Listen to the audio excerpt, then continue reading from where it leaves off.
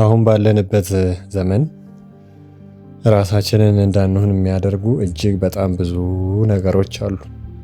ራሳችንን የሚያሳጡን ኮንሺየስ እንዳንሆን የሚያደርጉን በጣም ብዙ ነገሮች አሉ። ለምሳሌ የአንድ ሰው ውሎ እንደዚህ የሚከተለው ሊሆን ይችላል። ጠዋት ይነሳል። ከእንቅልፉ ተነሳ እንኳን ማለት በማያስችል ደረጃ ገና እንደባነነ በእንቅልፍ ልቡ በሰመመን ውስጥ ሆኖ ምንድን ነው የሚፈልገው?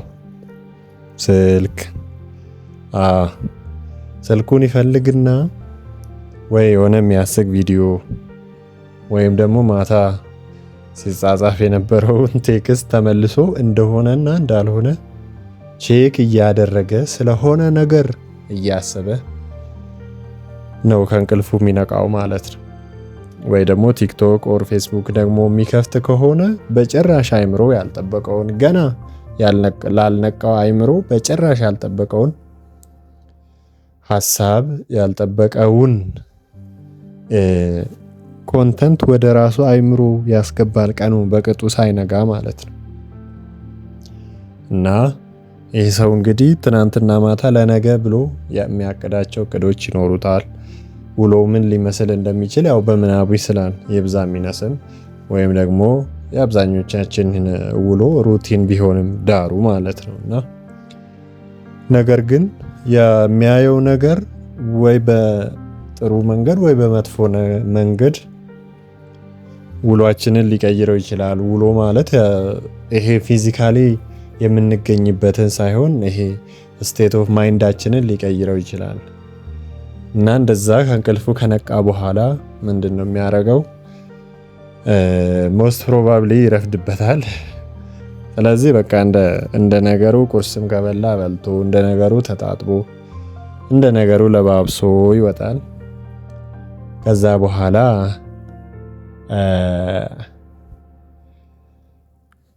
ይሄ ገመድ አልባም ይሁን ባለ ገመድ ኢርፎን ጆሮው ላይ ያደረገና እስከ ታክሲ ተራ ድረስ የሆነ ነገር እያዳመጠ ይሄዳል። ይሄ ማለት ከራሱ ጋር አይደለም ማለት ነው።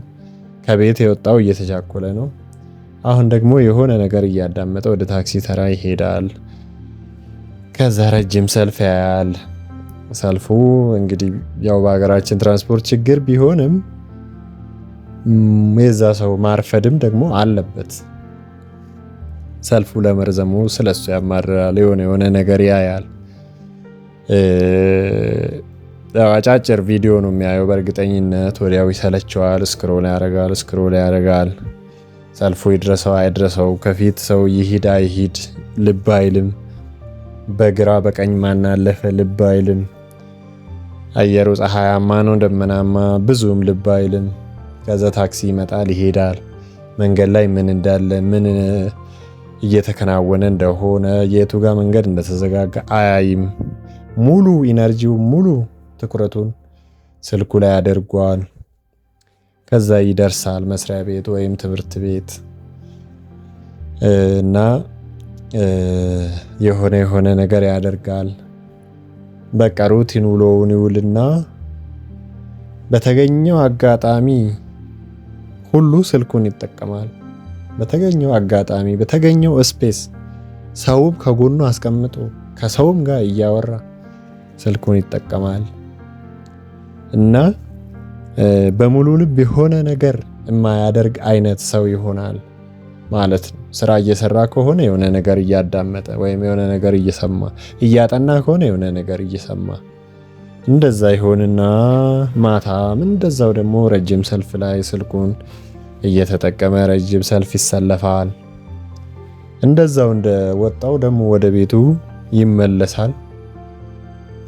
ከዛ ይመሻል። ያው የሆኑ የተለመዱ የማታ ተግባራት አሉ። ልብሱን ይቀይራል፣ እራቱን ይበላል። ከዛ ስልኩን ይዞ እንቅልፍ እስከሚጥለው ድረስ ይቆያል ማለት ነው። እና ምን ለማለት ፈልጌ ነው ይሄን ያነሳሁት? በጣም የሶሻል ሚዲያ አዲክሽን ራስን ከመሆን ጋር ዳይሬክትሊ ይገናኛል ብዬ አምናለሁ። ራስን ከመሆን ጋር ዳይሬክትሊ ይገናኛል ብዬ አምናለሁ። ራስን መሆን ከየት ነው የሚጀምረው? ራስን ከማወቅ ነው የሚጀምረው። ራስን ከማወቅ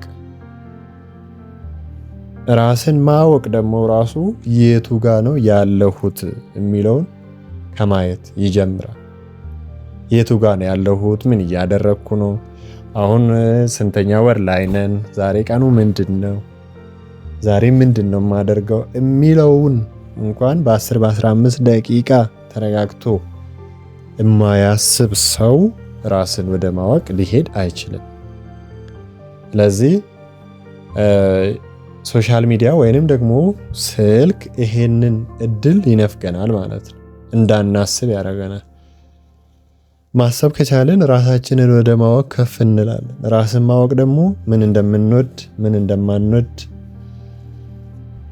በምን ሐሳብ እንደምናምን፣ በምን ሐሳብ እንደማናምን ለይተን ማወቅ። ከዛ ደግሞ ሰዎች አይደለን ራሳችንን መቀበል። ድክመታችን ይሄ ነው፣ ጥንካሬያችን ይሄ ነው። ራስን ወደ መሆን ጉዞ ስንጓዝ ይሄ ከፒር ፕሬዠር ነፃ መውጣት። ሰው ምን ይለኛል፣ እንዲህ ባደርግ፣ እንዲህ ባላደርግ፣ እነሱ ከሚከፋቸው እንዲህ ላደርግ፣ እነሱ ደስ ከሚላቸው እንዲህ ላደርግ ከሚል አዙሪት መውጣት ደግሞ ራስን ለመሆን ትልቅ በር ነው ማለት ነው። ከዛ በኋላ እውነተኛ ሳይኮን ራስን መሆን ስለማይቻል ማለት ነው። ማንንም ለማስደሰት ሳይሆን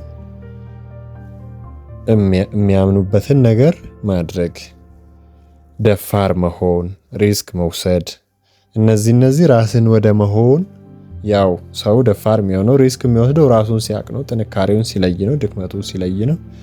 ያንን ካደረገ ራሱን ወደ መሆን ይመጣል። አልቲሜትሊ ግን ራስን ለመሆን የሚያስፈልገው ትልቁ ነጥብ እና መደምደሚያው ትዕግስት ነው። የሆነ ሰው ብዙ የስነ ልቦና መጽሐፍቶችን አገላብጦ ወይንም ደግሞ ራሳቸውን በመፈለግ ራሳቸውን ያገኙ የተሳካላቸው ሰዎች ምናምን እንደዚህ ታሪክ ስቶሪ ሊያነብ ይችላል። የትኛውም ሎጂክ ደግሞ ለሁሉም ሰው በተመሳሳይ መንገድ በተመሳሳይ ታይሚንግ አይሰራም። ይሄ ማለት ምን ማለት ነው? ራስን መሆን አሁን እንደምናወራው አሁን ከዚህ በፊት የዘረዘርናቸው ፖይንቶች ቢኖሩትም ኦቨርናይት የሚመጣ ነገር አይደለም። ራስን መሆን የፕሮሰስ ጉዳይ ነው። ራስን መሆን መውደቅ መነሳት አለው። ራስን መሆን መንገድ ነው። ሰው ፐርፌክት ስለማይሆን ማለት ነው። እና ዴይሊ ሩቲኖቻችንን እያየን ምን እንደሚመስሉ የዛሬና ከዛሬ